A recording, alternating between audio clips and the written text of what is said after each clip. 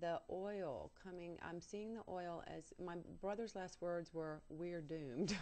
And I was like, uh-oh. When I'd gotten off the phone, one of the reasons why I asked for what I did when I went to bed that night was that his words, we're doomed, resonated with me on some level in a fear. I got that sense of fear. So when I went to bed, I said, that's not okay. I want to operate like this. And so now here I am drinking the water and going through all these processes in my head, being shown this, and I'm drinking the water that I have blessed, that I keep by my on my counter, and I do bless the water. And I was drinking that and thinking, all I could hear was flip it over, flip it over. And I was like, Now, all the astrological part I told you wasn't going on in my head. That I already knew. I had to give you some background so you know where I was going. I was like, flip it over. And I was like, but how do we flip it over? And it's like, well, how do you flip over anything? And I was like, well, first of all, I just asked to see it from the perspective of my higher awareness. First and foremost, one thing I know is I didn't accidentally incarnate myself on this planet. That was not an accident. There are no accidents. It wasn't random. I had a higher consciousness decision to incarnate during this time and this frame and this place while things are going on in this planet and the way they're going on. And I knew what I was doing when I did it. Whether my consciousness at certain points remembered that, I can't answer that for anybody. But I do know now that I did. And I take full and total responsibility for that. So when I say that, I want you to understand that I am talking from a very high intelligence that chose to come into a male-dominated, and I don't mean male by boys and girls, I mean a masculine energy domination that is out of control, and it's therefore needing to rebalance itself. And it has nothing to do with you being a man or a woman. It has to do with balancing the divine feminine with the divine masculine and setting things back in order. And that the earth herself is actually establishing that order on her own as well. Big concepts, I just need you to play the game here, okay? Now, I'm standing there and I'm thinking about this and I'm seeing, now I haven't watched the news and didn't know, and of course, it makes sense, but as I'm drinking the water, they're showing me flip it over. My guidance, are saying it, flip it over, and they're reminding me of what I know, and then I'm seeing some kind of, and what I saw actually was algae. Some kind of algae that was eating the oil, okay? And I was like, oh, they've got something that'll eat the oil. And of course, everybody that I've said this to was like, well, of course, LeeAnne, they're already using it. They're putting chemicals in and blah, blah, blah. And I was like, well, this wasn't a chemical. It was an algae and an enzyme, which somebody said, yeah, they are putting enzymes in, and someone else kept saying chemicals. No big deal. This was later in the day when I brought it up in class. And all I said was, all I know is it looked like an algae, and the word I heard was an algae. Doesn't mean that that's what it'll be, but what I saw was there was something available to eat the oil, and it was organically compatible with the experience of the sea. Okay, and that it was actually very, very capable of taking care of the issue, and that there were a lot of people who knew about it. And whether or not it's actually being implemented or not, I don't mean to sound naive, but this is just me standing in my kitchen with no information about anything. Okay, so as I'm watching that, I had a memory come up. And this sounds like we're going to segue, but it's important to me to tell you this. Well, let's just go here first. When we're talking about water, I'm going to have to segue into a couple different places. So the algae, I need you guys to remember that I was talking about the algae, okay? Because I may have to get you to bring me back here. But I immediately thought, wow, I want to talk about this in class, okay? So I ran and grabbed, and I know a lot of people out there know about, and I'll probably just mess this man's name up so bad, but Masaru Emoto, and I call him Emoto. And Emoto has studied, I'm going to hold the book up for you. He studied the hidden messages in water, okay?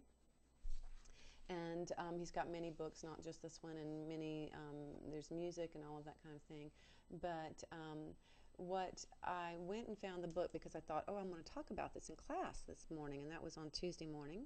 And so I grabbed the book, and I opened it right to the last chapter, which I thought was kind of fascinating. And it says, "A smile that fills the world." And I'm just going to read it to you for a minute as we move on.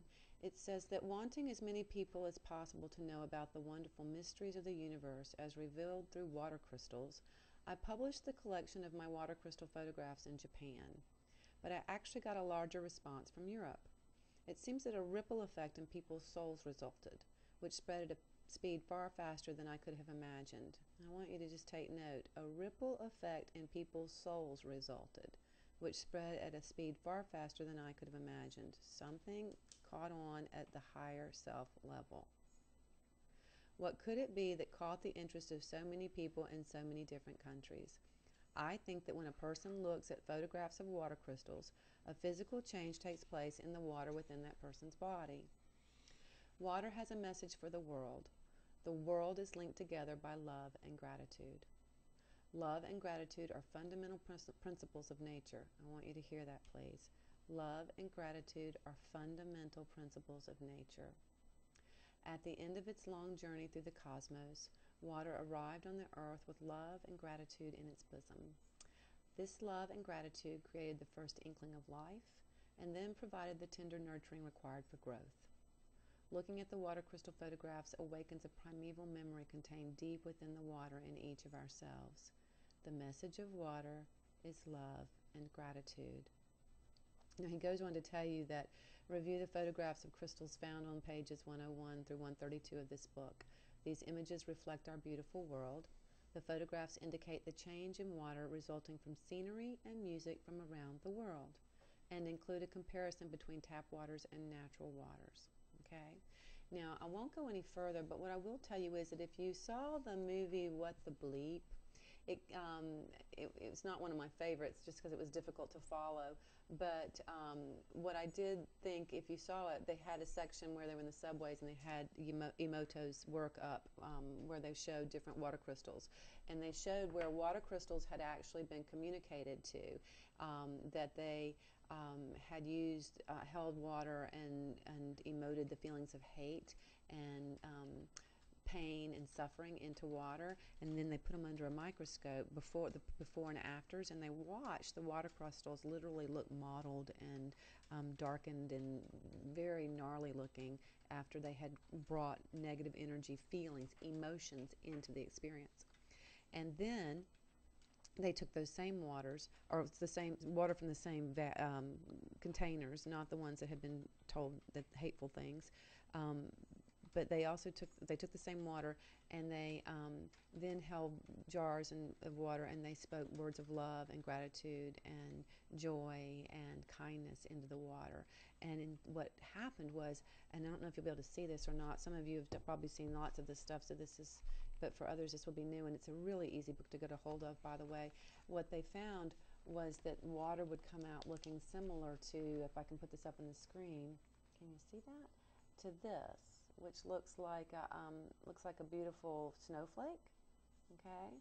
And they have all different ones for different emotions. It's hard for me to use the book on the camera, and I apologize, but just want to make sure you got an idea where I was going with that.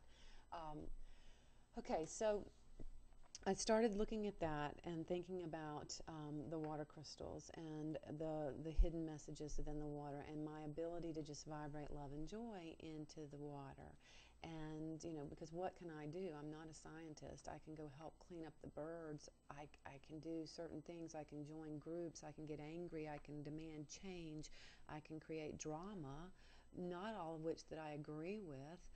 If it's coming from an anger vibration, although anger does create change, it just matters on how you want to operate through this thing and where you see your power lying. And what I know is that I have a higher intelligence, and my higher intelligence knows that if I get right in alignment with what I know is true, then I have the ability to hold a vibration for this experience and for the consciousness to evolve itself. And one of the things that showed up while I was drinking the water that morning too was that this was happening literally on a global scale, because it will affect us globally if it does what it's got the ability to do. It's waking up people to decide that no more of certain ways of doing things on our planet, or to shift the consciousness of what's driving us, whether it's what's driving this kind of behavior, and saying we can't tolerate it any longer, or not even tolerate, we're not going to have it that way, we want to transform the experience. Am I making sense? Okay. Yes, all right, thank you.